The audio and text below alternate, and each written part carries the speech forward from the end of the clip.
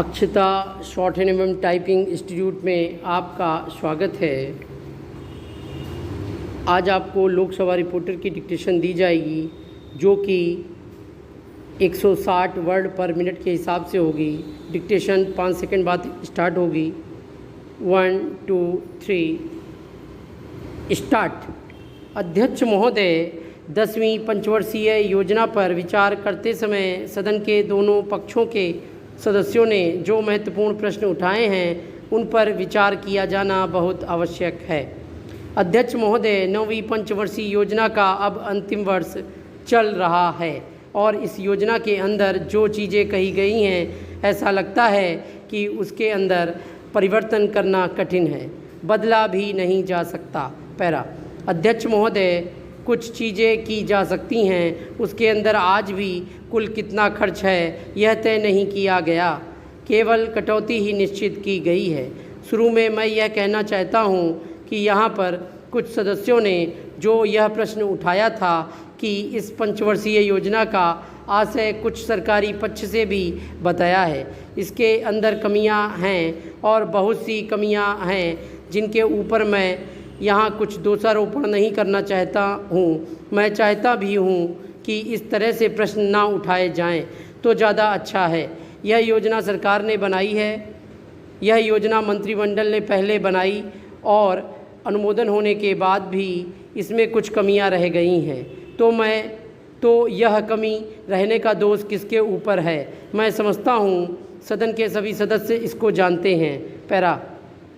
बहुत से लोगों ने दिल्ली के प्रश्न उठाए जो दिल्ली के साथ अन्याय किया गया है, तो मैं समझता हूँ इस बारे में सब आवाज़ उठाएं।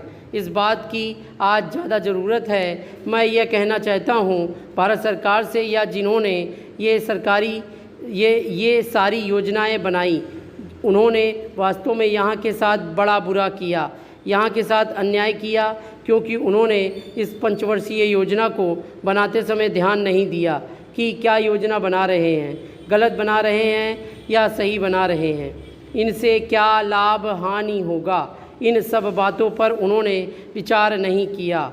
तो मैं समझता हूँ ऐसी परिस्थिति के अंदर यह बात ठीक नहीं है। ऐसी दशा से यहाँ पर 5 वर्षों में आने वाली योजनाएं बेकार बनकर रह जाएंगी।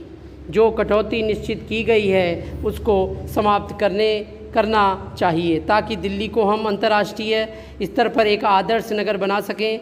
यह बहुत ही आवश्यक है यदि हम इस स्थान की उन्नति चाहते हैं। इसलिए अब मैं अपना कथन इन शब्दों के साथ समाप्त करता हूँ। पैरा। अध्यक्ष महोदय, आपने मुझे 10वीं पंचवर्षीय योजना पर बोलने का अवसर दिया, इसके लिए मैं आपका आभारी हूँ। आपने मुझे कम समय दिया, इसके लिए भी आभारी हूँ। अभी मेरे से पूर्व कुछ सदस्यों ने हम पर यह आरोप भी लगाया कि हम योजना में विश्वास नहीं रखते। उन्होंने तो यह भी कहा कि हमारे चुनाव घोषणा पत्र में भी उनको इस बारे में कुछ नज़र नहीं आया। मैं इस बारे में यह निवेदन करना चाहता हूं कि उन्होंने कोई दूसरा घोषणा पत्र देखा, गलत घोषणा पत्र पढ़ा और उसी को हमारा घोषणा पत्र समझ बैठे।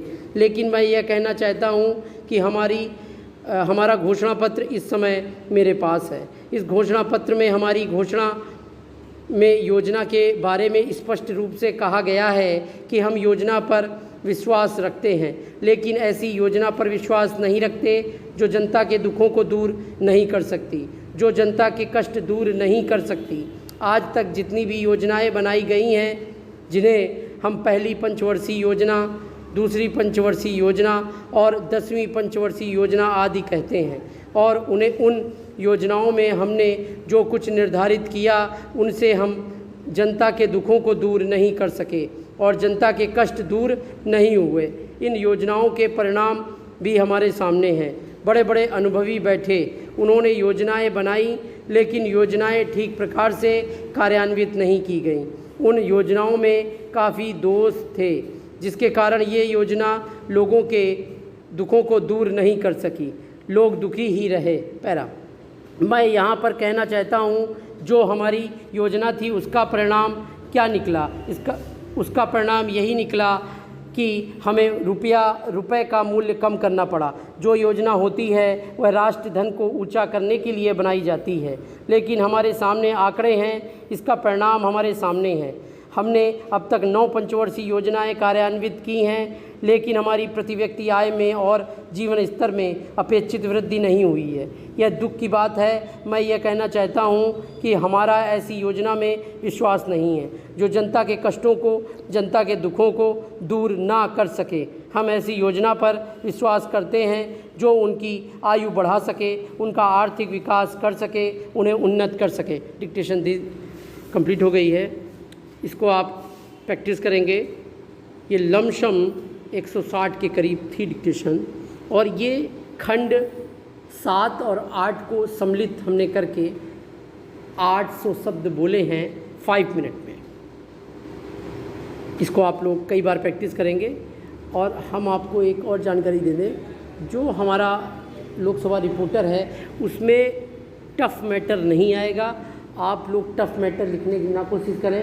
केवल यदि खंड 2 में जो 100 एक्सरसाइज है, यदि इन्हीं को हम अच्छी तरह प्रैक्टिस कर लेंगे तो हमारा 100% लोकसभा रिपोर्टर में एग्ज़ाम हमारा स्किल टेस्ट निकल जाएगा। तो आप लोग ज़्यादा प्रैक्टिस बस शब्दों पे इसी एक्सरसाइज को, 100 एक्सरसाइज हैं, इसी को कंप्लीट कर लेंगे।